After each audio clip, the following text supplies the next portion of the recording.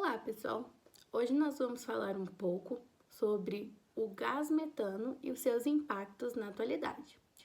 Os membros do nosso grupo são eu, o Pedro, o Samuel e a Sônia.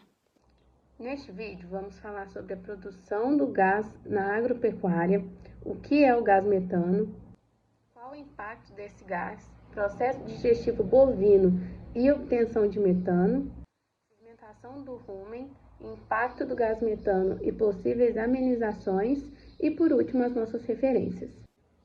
O Brasil atualmente possui 14,4% da produção mundial de carne bovina. Ele tem cerca de 222 mil cabeças de gado.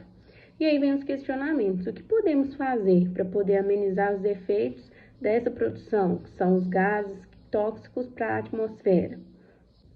Como podemos diminuir esses números? Será que seria o início de uma nova era vegana?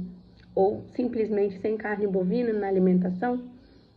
Mas o que é o gás metano? O gás metano é um gás que, em condições naturais de temperatura e pressão, é incolor, inodoro, inflamável e explosivo em ambientes fechados ou em presença de uma fonte de ignição. O gás metano também é um dos principais responsáveis pelo efeito estufa atualmente, fenômeno que aumenta a temperatura da Terra, ficando entre os três mais: CO2, CH4 e N2O. Eu vou falar sobre o processo digestivo bovino e a obtenção do metano. A produção do gás metano é resultante do processo digestivo dos ruminantes e ocorre no rumen. A maior fonte de alimentos dos animais são carboidratos, o que permite a fermentação anaeróbica efetuada pela população microbiana ruminal. Vacas em lactação produzem maiores quantidades de gás metano do que bezerros.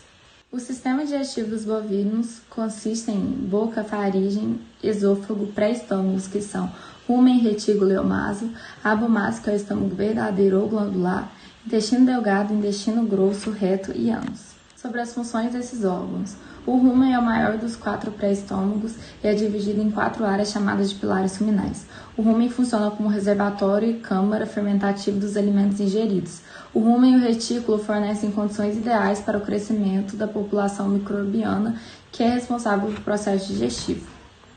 O retículo não é completamente separado do rumen e ele possui paredes mucosas que, quando corpos estranhos são ingeridos, elas ficam retidas ali.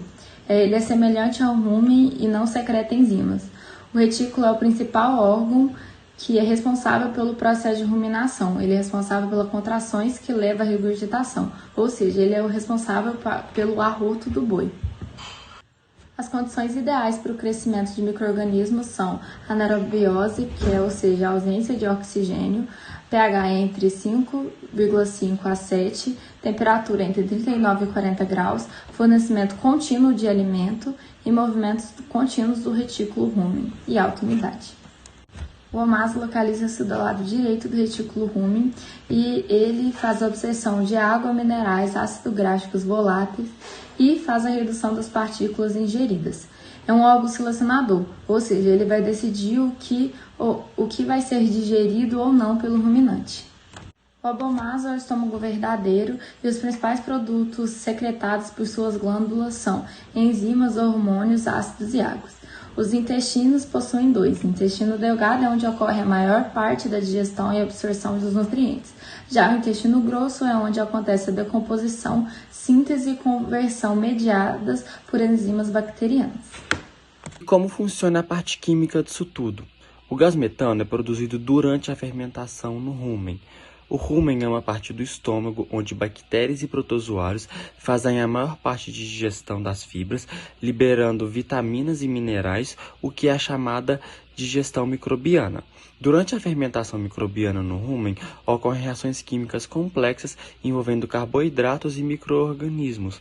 Como resultado desse processo, o gás metano é produzido. Durante esse processo, também ocorre a remastigação, pois durante a digestão, parte do material que está no rumen é voltado para a boca do animal, sendo novamente mastigado num processo conhecido como ruminação, no qual o alimento é reduzido a partículas pequenas, Na ruminação, o tamanho das partículas das folhas, dos talos e de outras fibras ingeridas, quando a apreensão da forragem, são reduzidos, o que leva a um aumento no desempenho da digestão. O metano é um hidrocarboneto alifático saturado, ou seja, sua cadeia é aberta e há somente ligações simples entre os átomos. Trata-se de um dos hidrocarbonetos mais importantes. É classificado como alcano e contém um átomo de carbono apenas ligado a 4 átomos de hidrogênio por meio de ligações simples, apresentando fórmula molecular. O metano é um gás inodoro, apolar e incolor. Abaixo aqui temos a representação de sua fórmula estrutural e de sua fórmula eletrônica.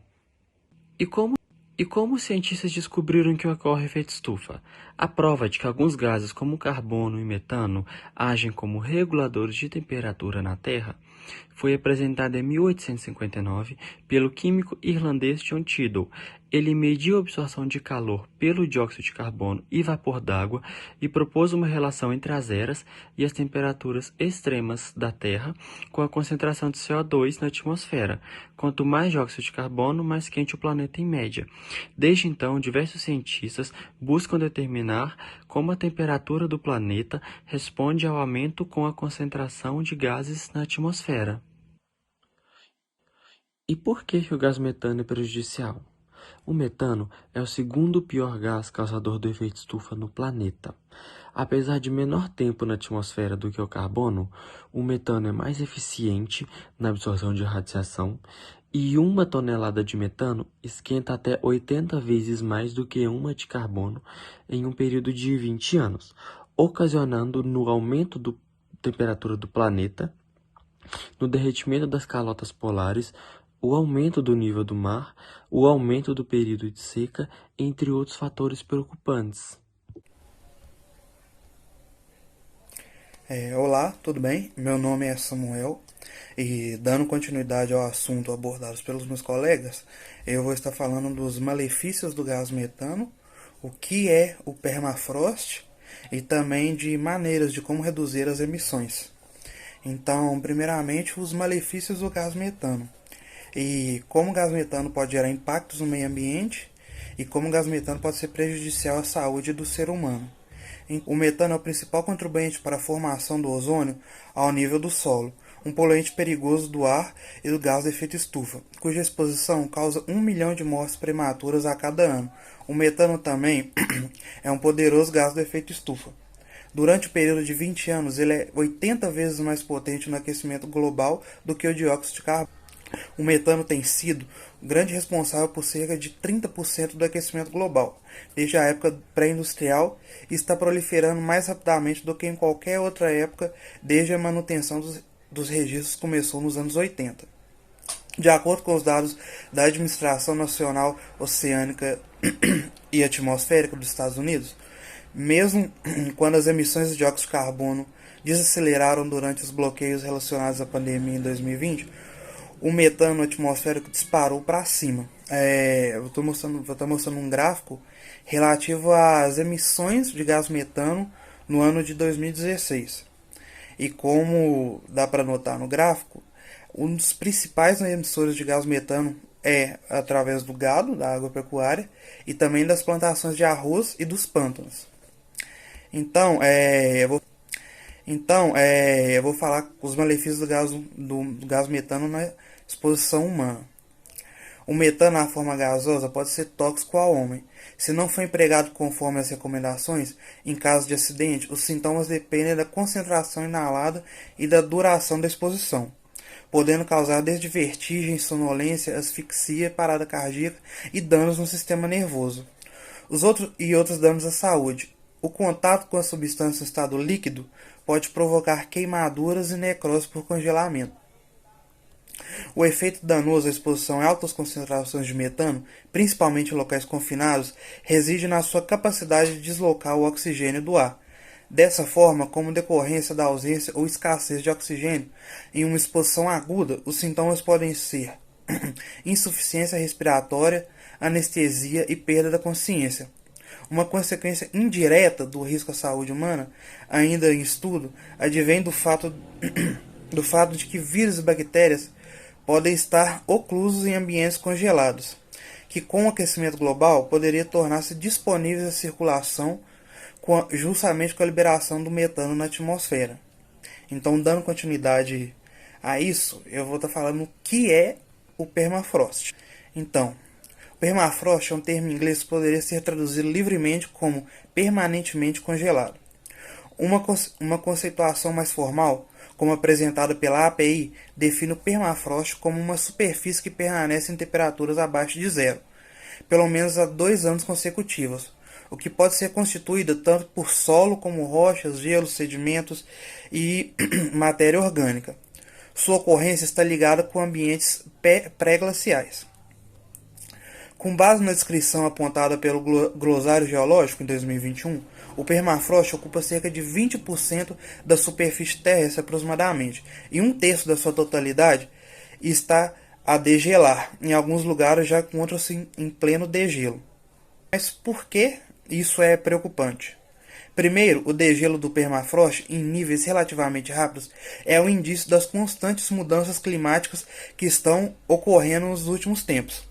O permafrost está coberto por alguns metros de terra, detritos vegetais, camada essa sempre congelada no inverno e derrete no verão. No entanto, em 2018, uma camada não havia congelado no inverno ártico.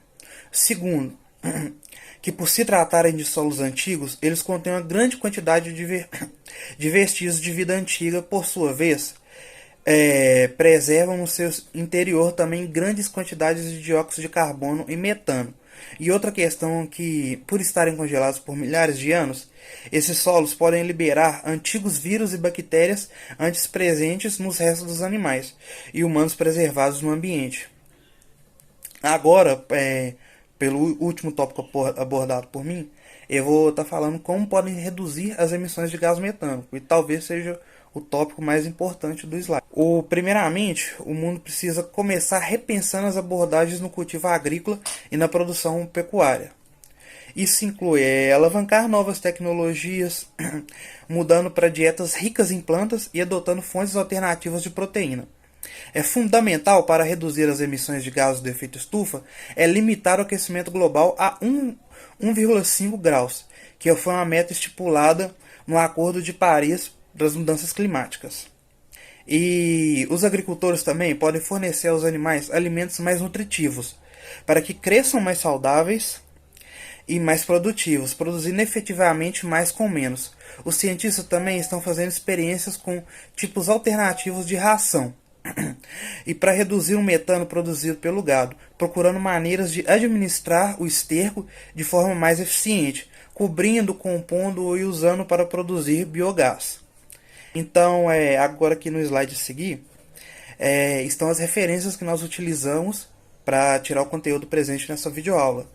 Então, mais uma vez, eu queria agradecer a atenção de todos e deixar um até logo. Tchau!